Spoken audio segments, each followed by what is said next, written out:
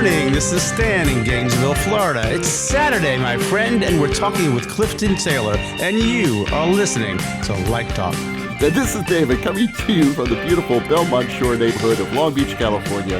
And if you don't already know, you are listening to Light Talk, and we are the Lumen Brothers. And welcome to episode 149. Today we have a very special guest for you, lighting designer and author of the critically acclaimed new book, Color and Light, Clifton Taylor. Welcome, Clifton, and good morning. So good to be here. Thank you. It's good to have you here. Steve is currently at technical rehearsals, so Stan and I will be performing a Lumen Duo today. And before we get started, Stan, why don't you tell our listeners a little bit about Clifton's career? Yeah, I'm going to give you the abbreviated bio here, but it's pretty good.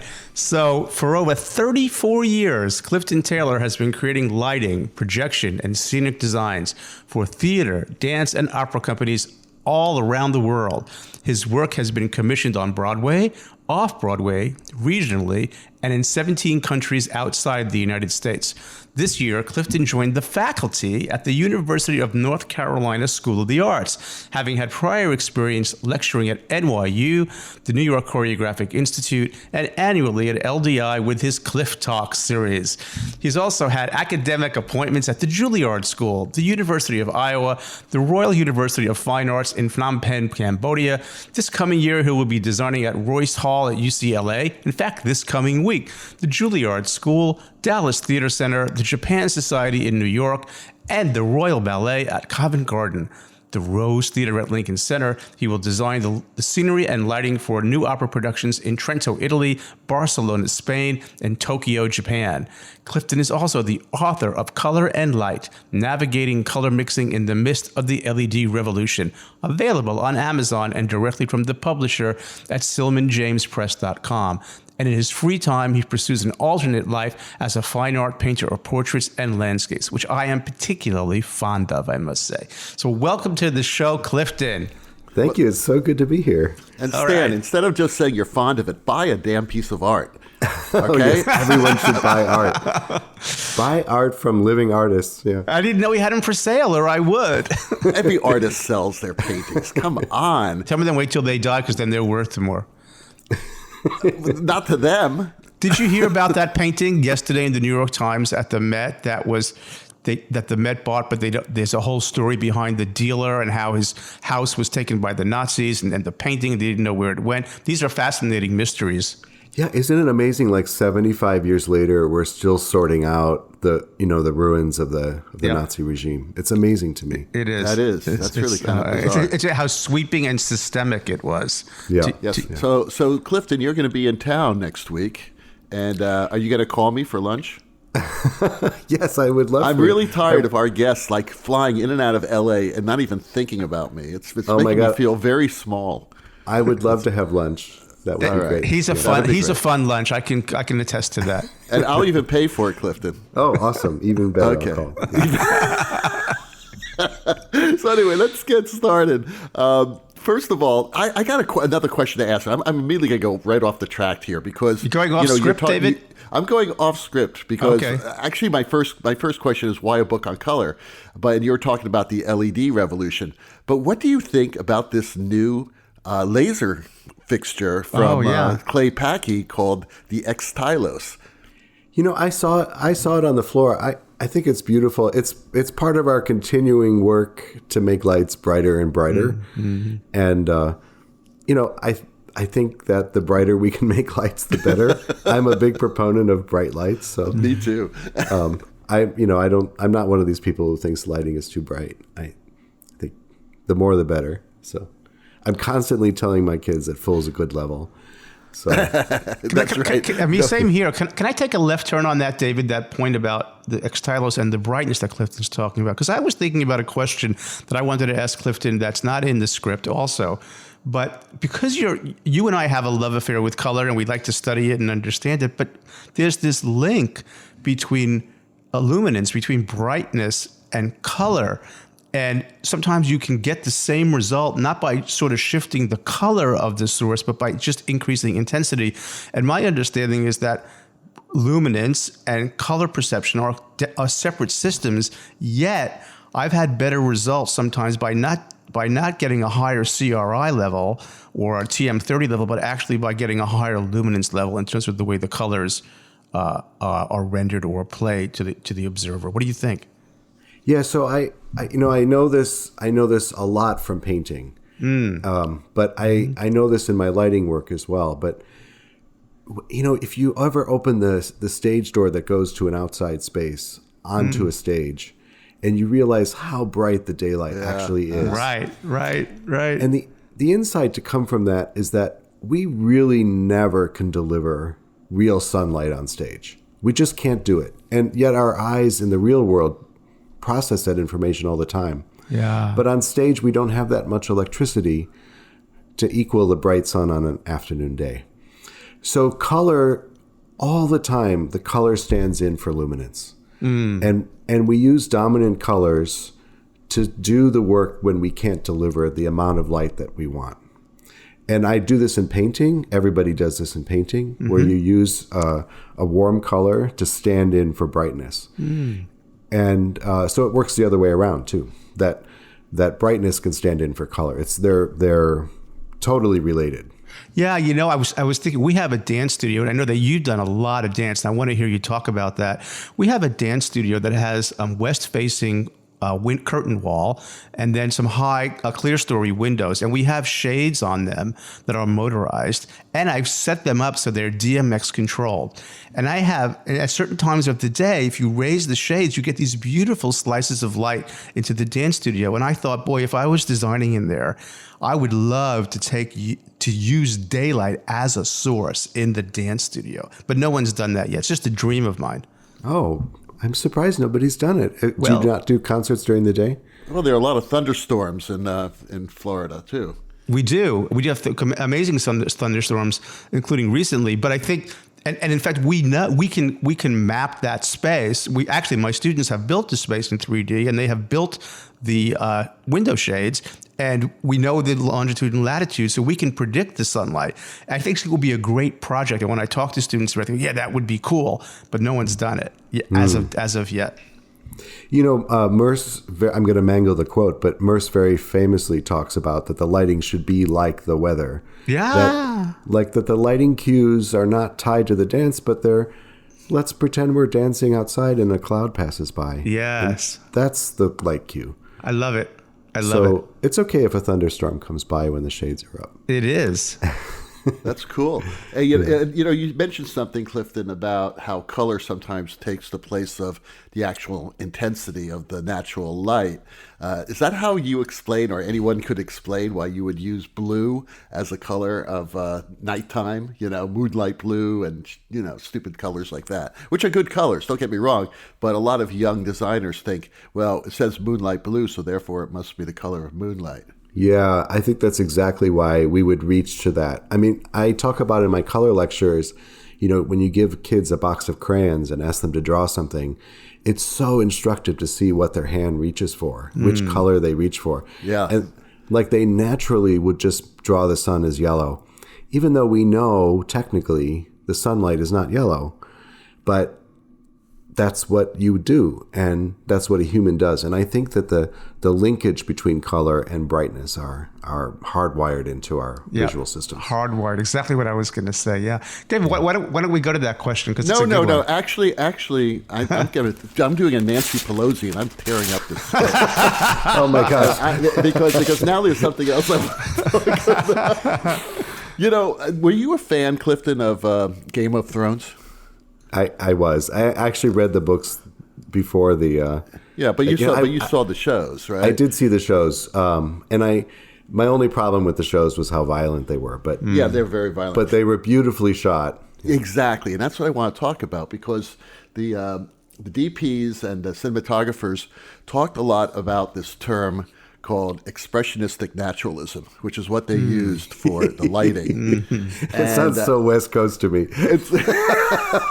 Well, of course, it's West Coast. It's West Coast of Australia and of Iceland and other places they're at. But you think about Expressionistic Naturalism. It's like oxymoron, right? In a way. Yeah. But Yes. not really, because they were really. talking about using a lot of natural light in their shots, but pushed for a much more expressionistic feeling.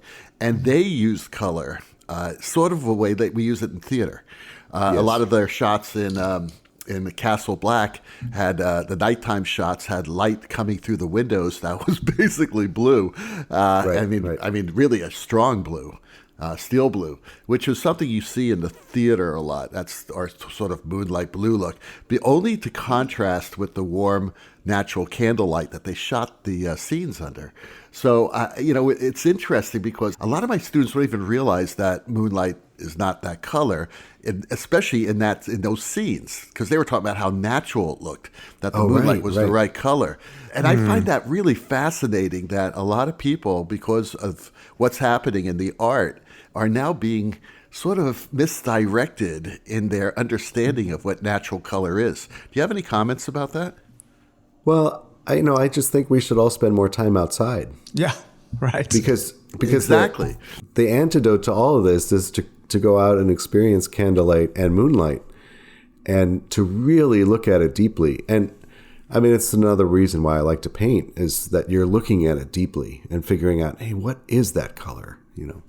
Yeah, I love your point about looking at it deeply. For me, I don't paint or draw, but I'm going to do that in retirement. But I do photography, and like anything else, like you said, and I also do all this work with miniature optics and fiber optic and that kind of thing. And I think there's something to be said that when you put something under a microscope and you study it closely, like you're saying, study it deeply, you get to understand it better and really see it. Right. So our subject is light. So, yeah, it's all about really looking closely at it and how it behaves. And the other thing, maybe, Clifton, could you talk a little bit about the relativity of color? And I know you talk about it in your book, and I'm a big fan of Joseph Albers, right, and the interaction of color. Me too, yeah. Well, to bring this back a little bit more to what we do professionally, I was so excited when the LED luminaires came out and being able to get at the emitters directly. So I'm a huge fan of direct mode. Me too. I don't the only way. I don't want any other mode, and I don't care if it uses more channels or whatever, but right. I have to have direct. I have to be able to say, can we just push the cyan emitter up a little bit, and can we take the indigo one down? And, Yeah. So I want to be able to feel the components of the color directly. And that's, to me, is the closest thing to painting, is to construct those colors by hand. But to get to your question about relativity, I would just say that our brain, the way we perceive everything, the whole vision system, is a series of calculations that our brain is doing. And we don't realize it's calculating, but it is. And so it's always looking at every single thing that your eyes see and trying to construct some coherence from it. And so it does all sorts of relative calculations that make it possible for us to move through the world with continuity. And it's because of that set of calculations, every single thing that we see is relative. And the trick to all of our work is to say, what is this color, not the whole plane of that color, but what does this color mean when it's next to this color? Right. And we're looking always at what's the difference in this moment of the scene? And a moment, I mean a spatial moment, and the one that's right next to it. And is that plausible for an audience?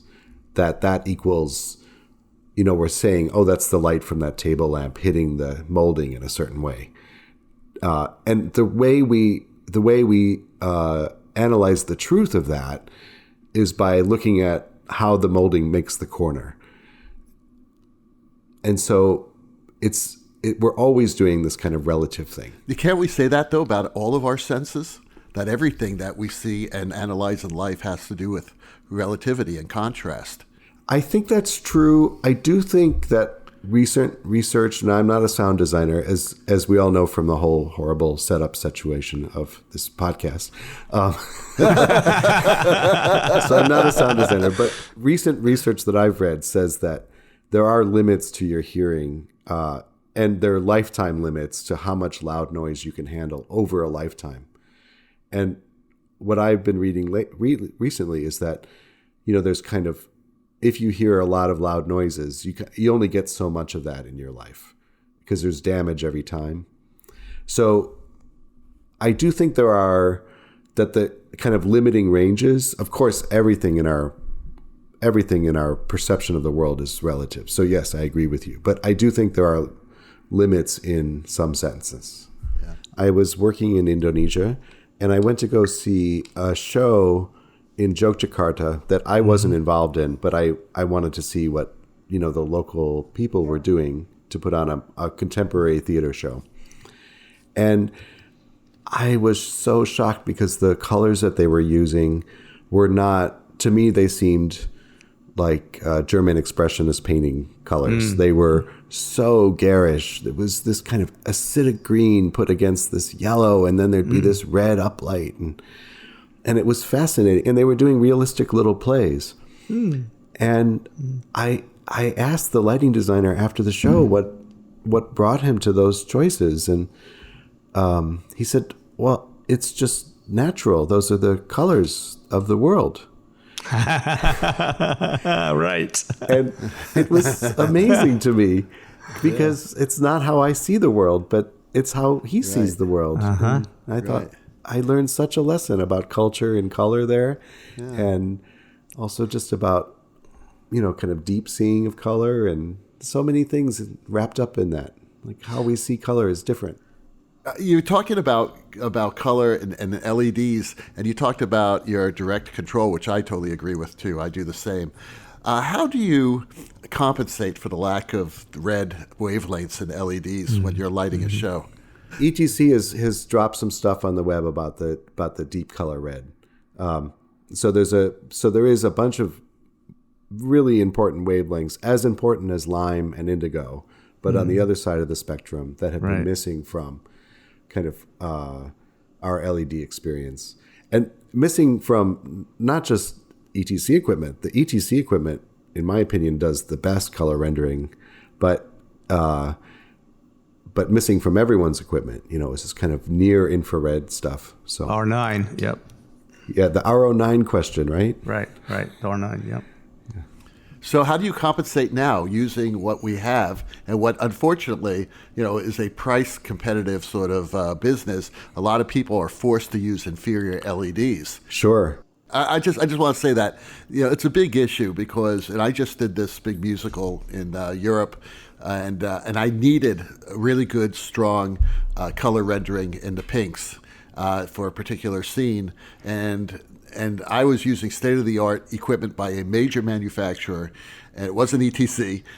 These are moving lights, and I basically ended up hanging a bunch of PC, 2K tungsten PCs, because I just could never get as good of a color rendering as I needed. So how in an LED world right now do we compensate? Well, I've argued from the beginning of this LED revolution that this equipment should be an and for us. This should be another tool in our box. It shouldn't be thought of as a replacement. However, economics are dictating that it's going to be a replacement. Right. So I think it's upon all of us to kind of demand better color rendering and to be sensitive to it, and to also have the language to speak about it with accuracy and with knowledge about why something isn't working. We've had issues with the R9 or the red question with ETC products in direct mode, looking at a color checker card and saying, hey, look, the red's dead. Sometimes just by tweaking just the red emitter 2%, poop, all of a sudden, there it is. So I think it's a question of just manipulating that stuff.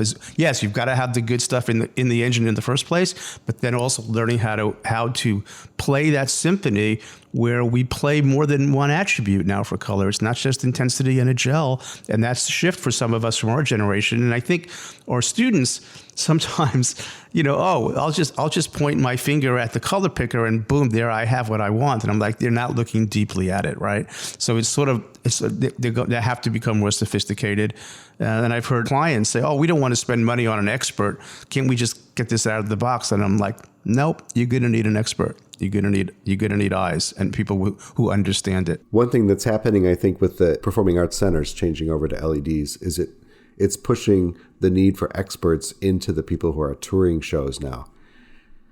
Because, someone rolls in to do not a first-class Broadway show, but, maybe a third-tier city or a dance show that's coming in or a community concert. All those people who are now managing those shows have to be able to look at the equipment and get the intended color out of it, pretty quickly. And it's a hard job to do now. It's harder than it was before. From an economic standpoint, it's sort of a good thing. Remember when they said, "Oh, we'll never have moving lights in the theater. It's too complicated. How are we going to train the stagehands? And we'll lose workers. We won't have as many jobs." In fact, the opposite happened, right? Yes. The fear, right? We have more people with better training doing more work than ever. And I think the same will happen with color. And it's good for educators so that we will help educate these folks. And then I think it all the boats rise from these things. The fear of, it's just more work. Turns out to be good in the long run, I think. Yeah, I agree with that. So, Clifton, you are one of John Gleason's students, and listeners of the show know that I had the fortunate experience of interning with John for one show at the Dallas Opera. And John spoke a lot about color. I mean, he taught me more about color in 20 minutes than I ever learned in 7 years of college. So how do you feel about his red-green theory and relativity of color? Well, the book is dedicated to John. So much of the material from the book comes from my schooling with him. I feel very lucky to have been at NYU when he was there. He was the first person that I encountered that had thought about color deeply. And, for John, I think the biggest gift that he gave me that I could bring forward is a way to talk about color with our colleagues that's in ways that are actionable. Because I want us to have conversations at the tech table or beforehand about color that lead me to a solution as a lighting designer. And I think that was John's gift to all of us. Could you give an example, Clifton, of a tech table conversation where the color conversation was deep and meaningful and actionable? I would love to hear that. It's rare, but I'm putting you on the spot a little bit, but yeah. That would be. I mean, if you think about it first, take a break. If you think about a conversation where, wow, we really zoned in on something useful there, that would really be cool. Yeah, I think I'm trying to think of a story that I could tell you at this moment that would illustrate this. But to me, if we get to the place where we can all agree on what saturation means, what hue means, what intensity means, and use those words correctly to each other as collaborative artists, I think that would go a long way. Oh, yeah, I do. In fact, what I do now with my students is I use, and I stole this idea from Scott Rosenfeld, who's my colleague at Smithsonian. If you open either Lightroom or other sophisticated photo editing software, it uses those, for the most part, those terms are correct. Luminance, brightness, right? Temperature, Kelvin, hue, saturation. I mean, they're right there. And I've been doing that with the student right now, like just looking at photos and just seeing what happens when we change those dials and use those words. And yeah, agreed with you about universal language really helps. Yes. I think that whenever we're looking at a color, we should be able to say, to manipulate its hue, we should be able to say we should push it towards warm or towards cool, towards pink or towards green. And if we could just use those 4 words to move hue around, boy, that would be, I would love that if everyone got to that point. Well, isn't that right? I mean, if you're in a color space, whichever one you choose, if it's the CIE color space, if you're moving across the black body curve, you're moving between yellow and blue. And if you're moving on the U prime, V prime, you're moving towards either magenta or green. That's I got a lot of this from studying architectural lighting, where they really think about it. And museums, where they kind of use those terms pretty a certain amount of precision. Mm-hmm. We're going to turn it back to the book, because I think what Clifton did for me as a teacher is that I didn't really have a good book on this stuff. And I stumbled into, again, thanks to Scott, this vision and art book by Livingstone, which I've been using in class. And then Clifton comes along and brings us this wonderful book on color that is sort of a lot of the same information, but not geared towards fine artists, but geared towards theatrical people. So maybe you could talk a little bit about why you felt the need to do that and what the experience was like. Because I think that's going to help the next generation, well, people with less experiences, to really read Clifton's book. I do want to plug it shamelessly here. Oh, thank you. I think everyone should read the book, yeah. and Clifton, how does one get their hands on your book? Oh, the best thing is to buy it directly from the publisher, which is, the website is SilmanJames.com, I think is what it is. Silman James Press, I think. Yeah, Silman James Press. Yeah. But you can also buy it on Amazon. It's available as an ebook, so you can get it on Apple or Amazon. Excellent. Yeah. Yeah. I mean, I think it's better to get the book in your hand because they did a really good job with the quality. The color quality, I think, is good. And I like having books in my hand, but either way, it's fine.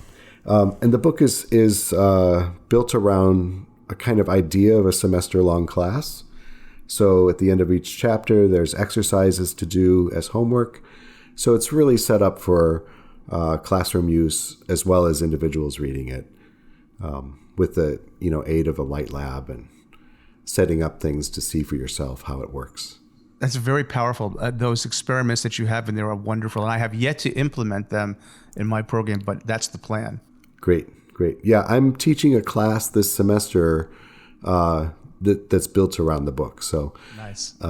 Probably an addition to will come out of learning that those exercises could be tweaked or something, but I hope that's all good. What inspired you, Clifton, to get into teaching, and how are you liking it, and how does it feel, and why now?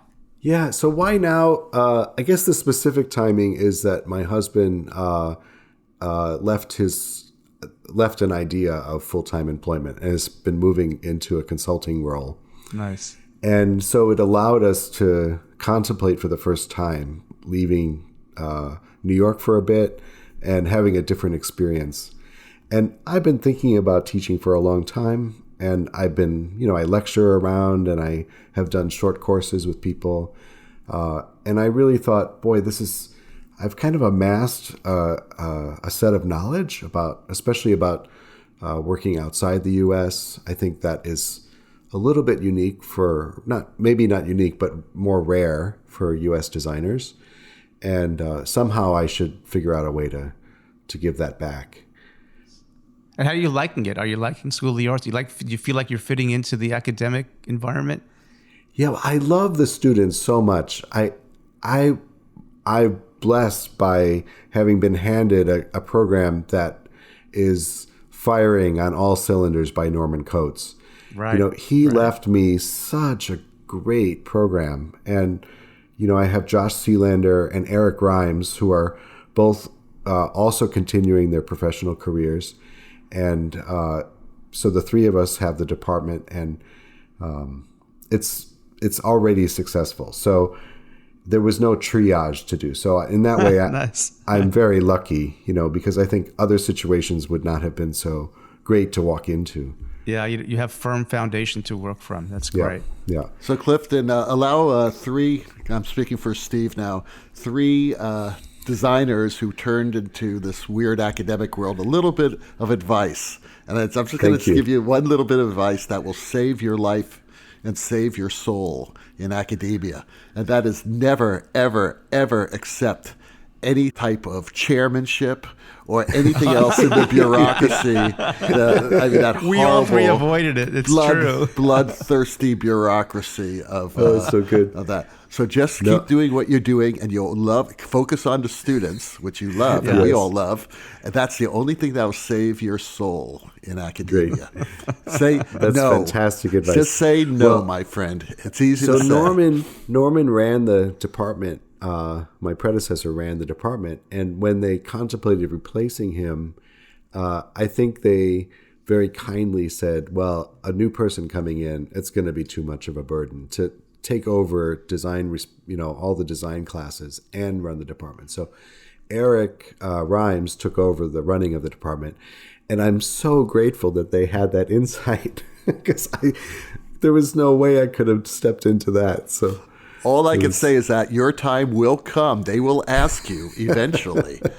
You will be asked, and all you have to say is no, thank you. Yeah, cool. To take our advice. Speaking of advice, what advice would you offer our young listeners? Because like I said before, a lot of our listeners are just getting into lighting design. Yeah. I mean, I think the best advice for any person going into an artistic idea of their life is to be as well-rounded as possible. Learn how to bake bread, learn how to paint, learn other things besides how WYSIWYG works. And there's room in your brain for more than lighting, and it will make you a better lighting designer. If the more you know about the rest of the world, about the politics, about the culture, about mathematics, about everything, be a Renaissance girl. person. Yeah, That's right. That's right. Those make the Totally best agree. designers. I think about Don Holder starting out life wanting to be a forestry person. Right. Yeah, right. And I wanted to be a farmer. Yeah, and those things, I think Don is a great lighting designer. But he's partly a great lighting designer because he has a life outside of this. And Right. he's the hardest working person I know, but he also, has this great life outside. So That's wonderful. That's great advice to end the show with. And I just want to thank you for writing this book, because it's something that a lot of us, who had the pleasure and honor and luck to had John touch our lives, have learned. And it's great that that someone has finally put this down in words with also your great experience from your wonderful career. So it's required reading in my classes now, and I'm sure it sits in Stan's and probably Steve's as well. Sits on my desk where my students sit, all the great books. Yep. that's awesome. Yeah, I hope to continue John's legacy. Yeah. You are, and thank you for doing that, for the people Thanks who for knew finding John. the time for us today, also in working on all the sound issues too, and the help with me kind of coordinating that better. Yeah, that's thank you for wonderful. getting Stan to finally write those facts. That's right. You totally shamed him into it. It was wonderful. I loved it. You did, and I accepted it graciously. No, it's good. Just, I don't know nothing about sound, so. Well, neither do we, obviously. Neither did we when we started. Well, the rockin' sounds of the luminoids in the background tells us that once again you've spent another morning listening to Light Talk. You can listen to us on iTunes, Spotify, LiveDesignOnline.com, Pandora, and just about every other podcast site out there. And be sure to follow us on Facebook and subscribe to our podcast. That way you won't miss 1 second of crazy Lumen insanity. No guarantee is offered regarding the accuracy of any statements or opinions made on this podcast, except Clifton's, which are fine. However, if you do decide to litigate, the law firm of Flecht, Flock, Flare, and Glare and their paralegal Snoot will defend us until our retirement funds are depleted. Light Talk is written and produced by the Lumen Brothers, coming to you from Long Beach, Gainesville, and this week from New York City. And be sure to tune in next week when we discuss even more crazy stuff in the lighting world. All that and a new sponsor, Light Talk, broadcasting questionable Lumen knowledge and humor around the world.